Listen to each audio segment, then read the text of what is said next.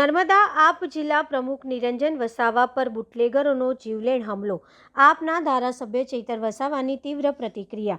નર્મદા જિલ્લાના રાજપીપળામાં આમ આદમી પાર્ટીના જિલ્લા પ્રમુખ નિરંજન વસાવા પર ભરબજારમાં બુટલેગરો દ્વારા જીવલેણ હુમલો કરવામાં આવ્યો હતો. સદનસીબે નિરંજન વસાવા હુમલામાં હેમખેમ બચી ગયા હતા અને ઘટનાની ફરિયાદ પોલીસમાં નોંધાવી છે. આપના ધારાસભ્ય ચૈતર વસાવાએ આ હુમલાને સુગ્રાતના કાયદો વ્યવસ્થાને ખુલ્લો પડકાર ગણાવી તીવ્ર શબ્દોમાં વખોડી કાઢ્યો. તેમણે જણાવ્યું કે 2 દિવસ અગાઉ નિરંજન વસાવાએ મીડિયા સમક્ષ રાજપીપળામાં ખુલ્લેઆમ દારૂ તથા ડ્રગ્સ વેચાય છે તેવું નિવેદન આપ્યું હતું. આ નિવેદનથી ઉશ્કેરાઈને તથા કેટલાક રાજકીય નેતાઓના ઇશારે બુટલેગરોએ તેમની ગાડી રોકી હુમલો કર્યો હતો. ચૈતર વસાવાએ આરોપ મૂક્યો છે કે બુટલેગરો અને ડ્રગ પેડલરોની દાદાગીરી એટલી વધી ગઈ છે કે એક પાર્ટીના જિલ્લા પ્રમુખ પણ સુરક્ષિત નથી, તો સામાન્ય જનતાની સલામતી કેવી હશે?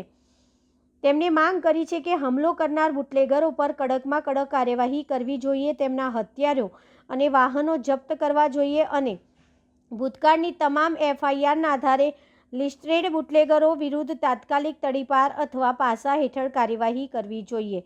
ધારાસભ્ય ચૈતર વસાવાએ જણાવ્યું હતું કે સ્થાનિક PI એ 24 કલાકની અંદર આરોપીઓને ઝડપી પાડવાની ખાતરી આપી છે. તેમણે ઉમેર્યું કે જો તાત્કાલિક કાર્યવાહી ન થાય તો નિરંજન વસાવા અને તેમના પરિવારની સુરક્ષા માટે આપ કાર્યકરો રાજપીપળા SP સમક્ષ સીધી રજૂઆત કરશે.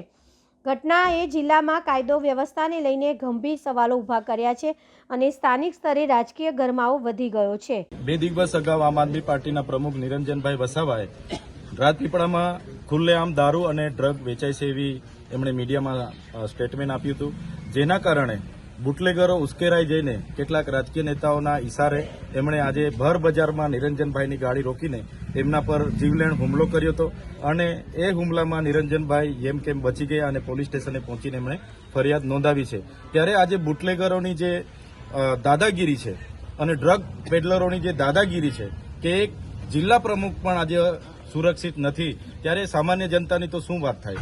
ત્યારે એમના પર કડકમાં કડક કાર્યવાહી થાય, એમના પર જે જીવલેણ હથિયારો હતા એ જમા કરવામાં આવે, એમની ગાડીઓ જમા કરવામાં આવે અને એમને લિસ્ટેડ બુટલેગરો જેટલા પણ છે એમના પણ કેટલી FIRઓ ભૂતકાળમાં થઈ છે એ યાદી સાથે આવનારા દિવસોમાં કડક કાર્યવાહી થાય, તડીપાર પાસા સુધીની કાર્યવાહી થાય એ અમારી માંગણી છે. અને જો પોલીસ કાર્યવાહી કરવામાં કોઈ ઢીલાસો અપનાવશે તો આમ આદમી પાર્ટીનું શું કહેતું છે? અહીંના PI જે તપાસ અધિકારી છે એમણે કીધું છે 24 કલાકની અંદર એમની ધરપકડ પણ કરીશું, એમના તમામ હથિયારો જપ્ત કરીશું, એમની ગાડીઓ પણ જપ્ત કરીશું અને એમની દરખાસ્ત પણ આવનારા દિવસોમાં અમે કલેક્ટરશ્રીને મોકલીશું.